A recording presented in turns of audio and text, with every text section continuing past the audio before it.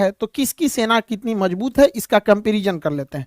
तो देखिए चाइना के पास जो आर्मी है पीपल्स लिबरेशन आर्मी, उसके पास 20 लाख एक्टिव सोल्जर्स हैं, लेकिन ताइवान के पास महज 2 लाख एक्टिव सोल्जर हैं। लेकिन एक्टिव सोल्जर के अलावे अगर देखेंगे रिजर्व में, तो चाइना महज 5 लाख सोल्जर को ही रिजर्व में रखा है और ताइवान 15 लाख सोल्जर्स को रिजर्व में रखा है।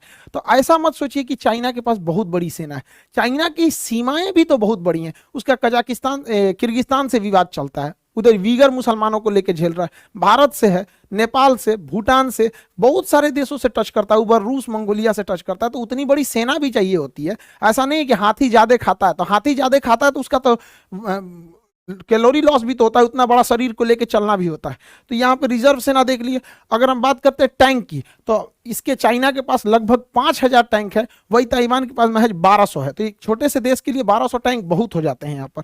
अब आर्टिलरी गन, चाइना के पास 1734 आर्टिलरी गन है, वही ताइवान के पास 1410। आप देखेंगे आर्टिलरी में दोनों में बहुत का अंतर नहीं है। एक इतना बड़ा देश के पास 1700, इसके पास 1400 यहाँ पे आर्टिलरी गन है। इसके अलावे मल्टी बैरल रॉकेट लॉन्चर, एक साथ जो आर्टिलरी अंधाधुंध फायरिंग के लिए ये जो होते हैं, ये चाइना के पास 4120 है और ताइवान के पास महज 257 है। यहां ताइवान पीछे छूट जाता है। हर मामले में आप देखेंगे तो ताइवान से तो आगे ही बैठता है चाइना। बख्तरबंद गाड़ियों के मामले में 35,000 चाइना के पास बख्तरबंद गाड़ियां हैं, वही ताइवान के पास ये संख्या केवल 3471 का है। तो इस मामले में भी ताइवान पीछे रह जाता है।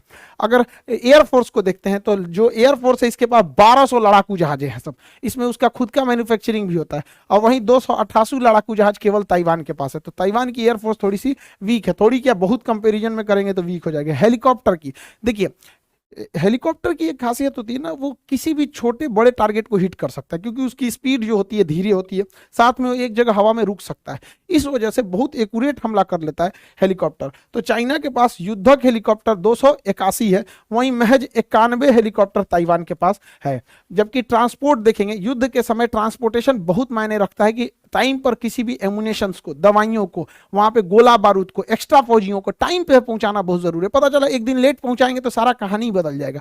तो चाइना के पास ट्रांसपोर्ट एयरक्राफ्ट की 286 की फ्लीट है, वहीं ताइवान के पास महज 19 ट्रांसपोर्ट है। लेकिन ताइवान इतना छोटा है, उसे ट्रांसपोर्ट ही कितना करना रहेगा, उतना तो सड़क से ही कर लेगा। तो ताइवान रखा है सेना अपने हिसाब से और चाइना रखा है अपने हिसाब से।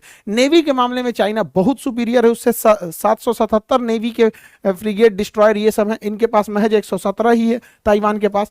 और एयरक्राफ्ट कैरियर देखेंगे तो ताइवान के पास तो एयरक्राफ्ट कैरियर ही नहीं है, जबकि चीन अभी हाल में अपना तीसरा एयरक्राफ्ट कैरियर भी शामिल किया, यानी लड़ने के लिए इनके पास 2 एयरक्राफ्ट कैरियर हैं सब चाइना के पास। सबमरीन, चाइना की नेवी की सबसे बड़ी रीढ़ मानी जाती है सबमरीन, इसे साइलेंट किलर भी कहा जाता है, पानी के नीचे रहती है। ताइवान के पास महज 4 है और पूरी दुनिया में सबसे ज्यादा सबमरीन रखने वाला यही है, चाइना है। 79 सबमरीन है इसके पास, ये चाइना की सबसे बड़ी बैकबोन है वहां पर।